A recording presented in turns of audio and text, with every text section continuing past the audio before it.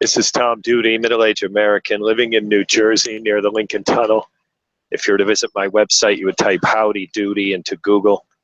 You'll find the correct spelling of the famous puppet. You then combine Tom Doody in a Google search from my site. I'll be reading from Sports Illustrated. This is part 2, Caitlyn Jenner. She's the cover story this month.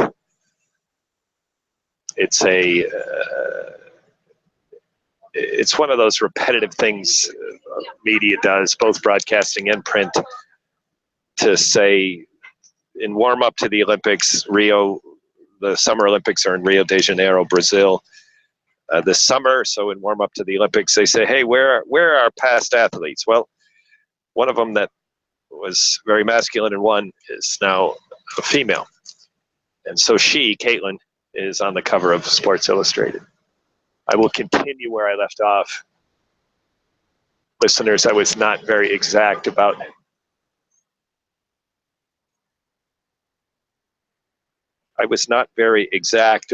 my cutoff point, so I might be wrong. If I miss some text, I'm not going to go back and fix it. So as I start reading, if it doesn't continue from part 1, then if something's lost, then it's lost. This is very long. It is not the kind of thing I could go back and fix it. It's just not worth the trouble.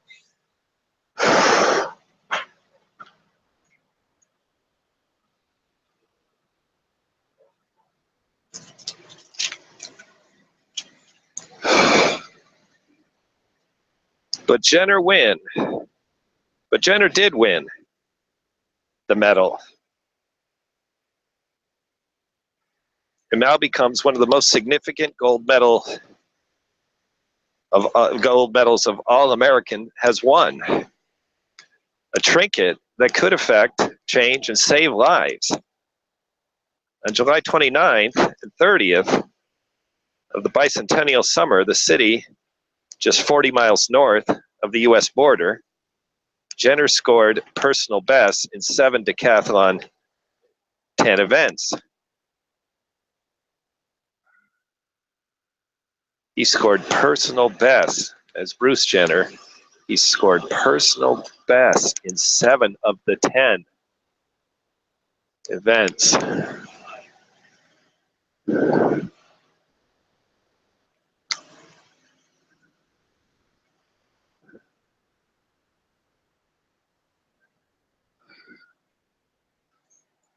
Broke his own world record with a mark that would have won a medal in 7 of the 9 subsequent Olympics, and take gold in 3, and prevail by a margin that has been exceeded just once. Jenner was transformed into the type of American sports hero who no longer exists. A homespun, gosh darn, conquer the evil Soviets, prosecutor to hard-nosed apple cheek hockey player.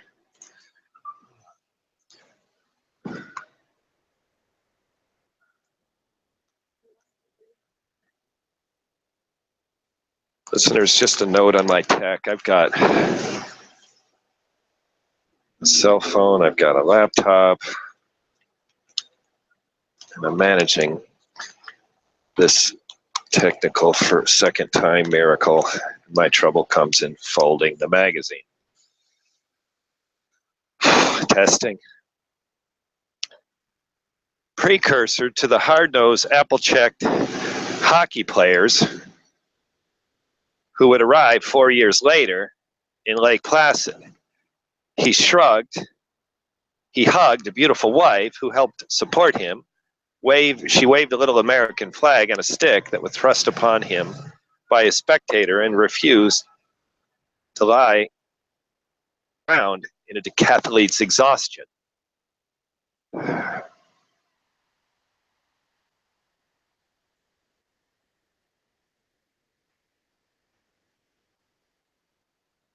ABC put together a mini documentary that aired a day later.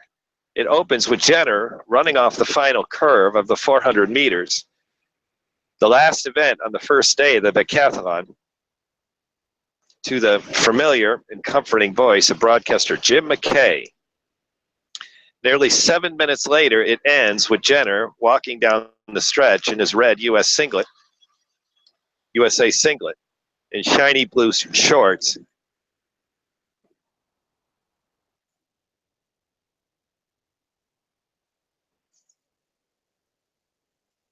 Shiny blue shorts.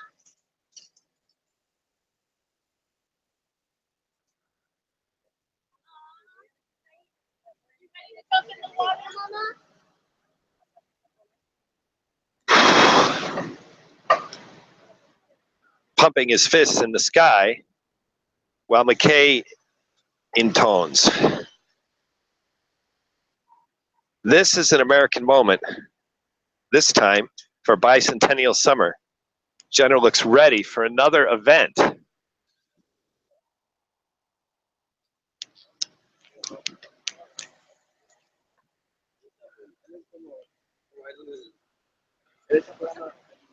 The 1976 Olympics were produced by ABC impresario Roone Arledge, godfather of the up-close and personal coverage. Roone knew stardom when he saw it, says veteran broadcaster Al Michaels, who joined ABC Sports in 1976, but was not in Montreal. Olga Korbut, Mart Spitz, Nadia Comaneci, and Bruce Jenner. And Roone milked the hell out of stardom. Jenner was Captain America.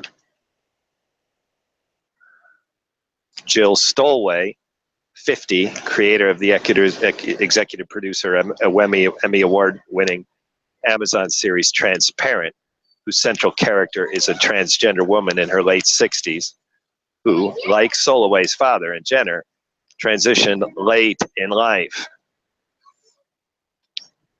Watched the Montreal Olympics at age 10 in her family home in Chicago. The most significant thing to me about 1976, says Soloway,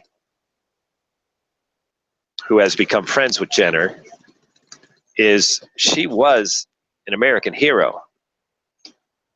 And it wasn't just about the Olympics and the medal. It was about an Olympic medal and the most American of years. You think about the gold medal, the flag, the running shorts, and you have to imagine in your heart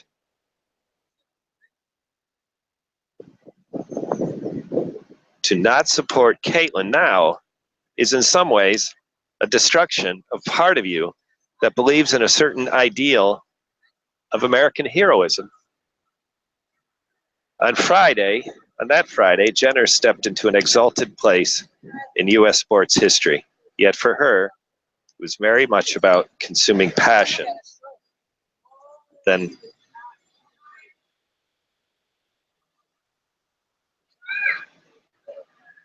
was about left behind.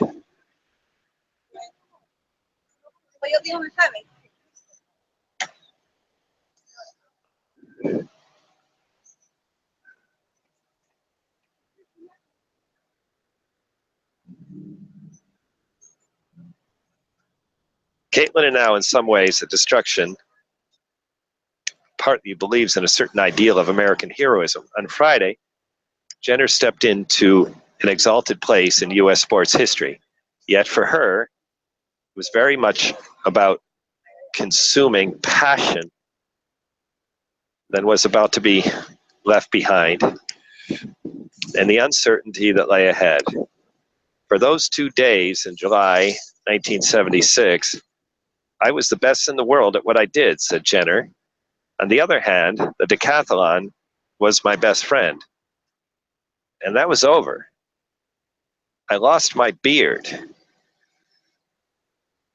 A word about the pronouns and the first names, about which the transgender community is understandably sensitive. Last spring, in the wake of Jenner's announcing her transition, GLAAD, formerly an acronym for Gay and Lesbian Alliance Against Defamation, is now simply the organization's title, representative of a broader mission that include transgender people, issued a series of guidelines, including one that Jenner be referred to as Caitlyn, or he or she, even in reference to the sports events in 1976. Listeners, I can't help this special note. What this text is saying, I missed it the first time through. What this text is saying is when you look at Bruce Jenner as a decathlon champion in 1976, he's undoubtedly a man. Everything about being a woman is kept private. We now know between him and some confusing things he said to his first wife. So this is a man. Yet transgender people are saying, no, I see myself as a woman from the day of birth. So to refer to Bruce, the decathlon champion, as a man is in contrast to what transgender people are preferring, at least the majority are preferring.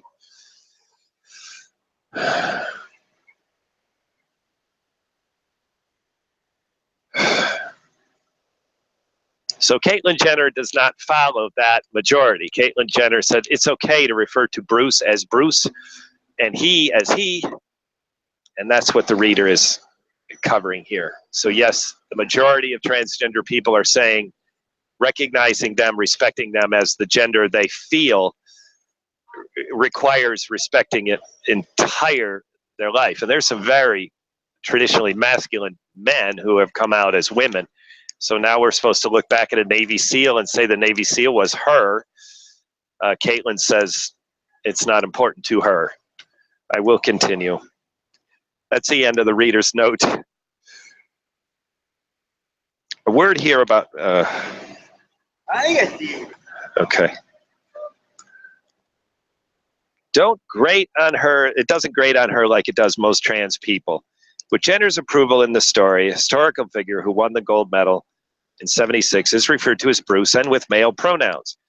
The woman who lives now as Caitlyn is referenced by female pronouns.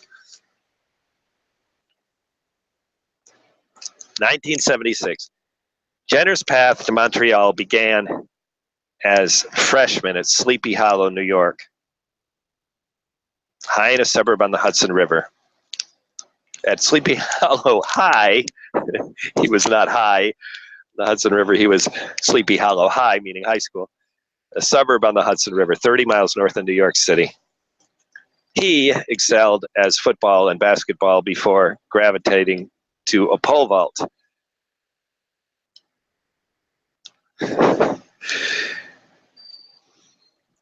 It is an event that demands a long, fragile stick.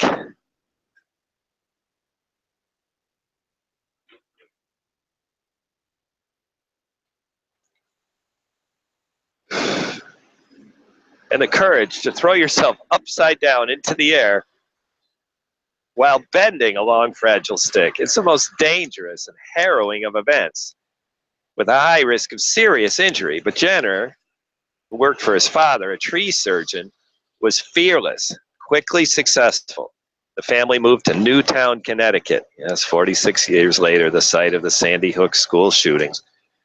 And Bruce was a junior, and he won the state title with a vault of 12 feet 6 inches. And against a senior in 1968, clearing 12.9, more than respectful at the time. He won the state high jump title, 2 in '68, and dabbled in the long jump and javelin. At testing, at 12.9 and 6'2", at 19 and 6'2", 180 pounds. Listeners, that's about me. I'm a little taller, a little heavier. Jenner might have been a useful Division II or Division III football or basketball player, but he was dyslexic. Confidence in the classroom. There was no scholarship.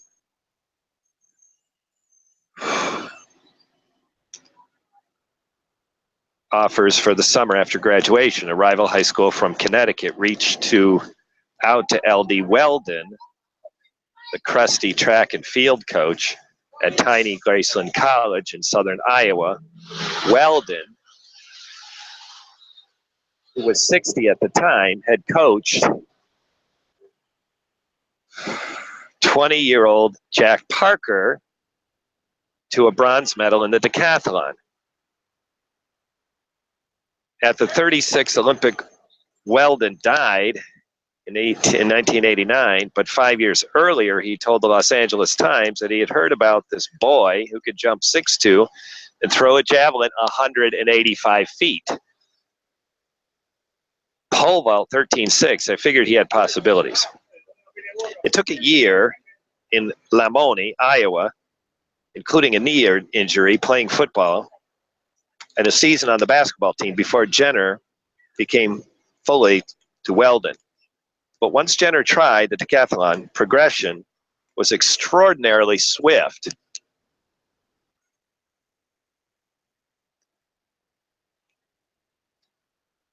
In his first full competition, the first decathlon he had seen, the 1970 Drake Relays, he finished 6th in a field of Olympic hopefuls with a school record of 6,999 points. A year later, he was 2nd with 7,402 points. And a year after that,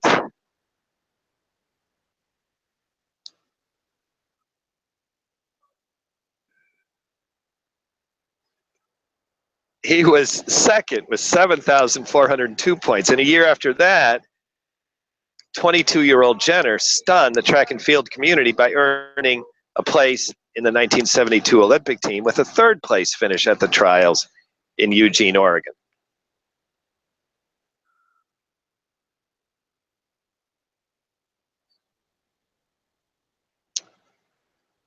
He was 11th after the first day and 5th with only 15,000 meters remaining.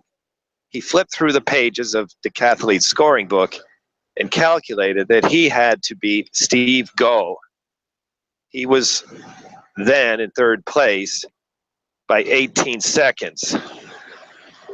I can't help myself. Readers, another note, this is told in this narrative. I missed it the first time. This is a champion moment for Bruce Jenner.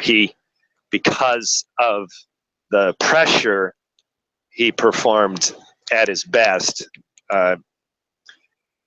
which of course the greatest champions show again and again. When they need to perform, they go beyond what they've ever done before in their life. And that's exactly what happens here. Later in the text, this very long text, Caitlyn also describes this as being a more important moment for her, again, him, Bruce, than the medal itself. So here we go. He knew he had to beat Steve Goh. I continue with the text. Readers, forgive these interruptions. I can't help myself. I try not to do this. My resistance, my restraint is not great. He had to beat Steve Goh, who was 3rd place by 18 seconds. My heart was beating so hard, I started getting pins and needles in my hands and feet, said Jenner. I decided if I'm going to make this team, if I have to fucking crawl. Of course, he has to fucking crawl. He doesn't make the team, but he continued. Across the line, Jenner, wearing a scruffy Fu Manchu, ran his personal best by 8 seconds, beating Goh by 22 seconds. That was the greatest athletic moment of my life. Even better than the games in '76, says Jenner now.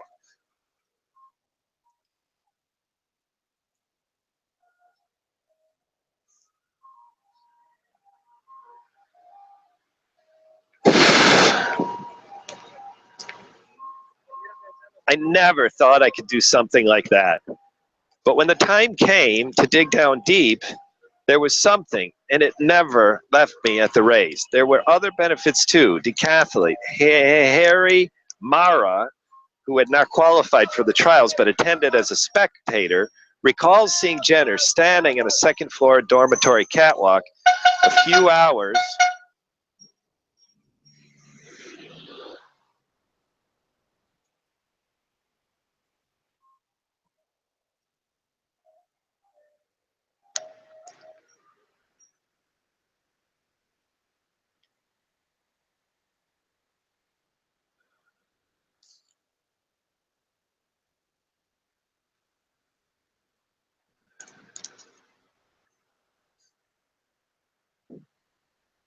after the race.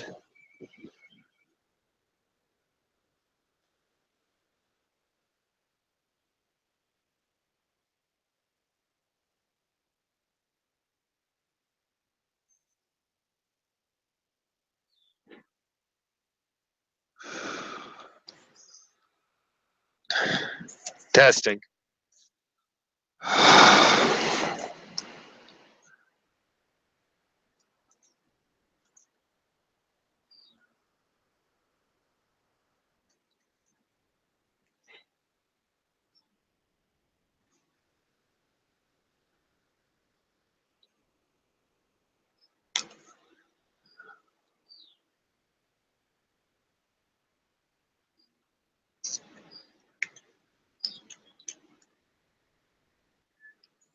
Listeners, I mean, this is the second time I've done this arrangement with my cell phone. I have an extra battery here that is sufficient to power this like for 4 days, and I just can't get the connection to work properly. I'm just about out of battery. This process just consumes battery at an accelerated rate.